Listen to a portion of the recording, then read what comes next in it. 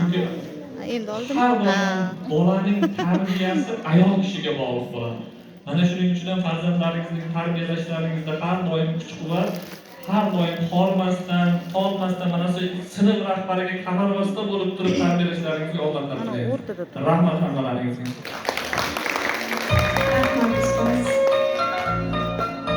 Men nechun sevaman O'zbekistonni, tuprog'in ko'zimga aylab to'tiyor, nechun vatan deya yeru osmonni, muqaddas atayman tanho.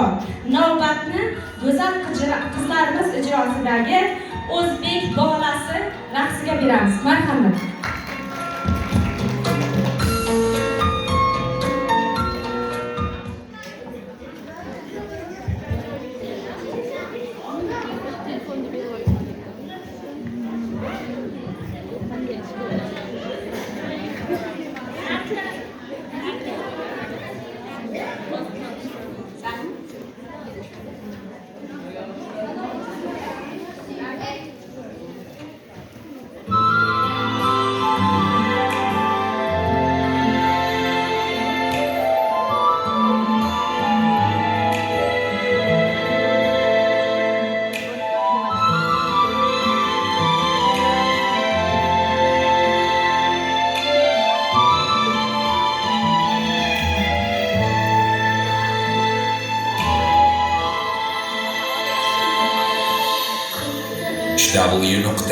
www.ushits.net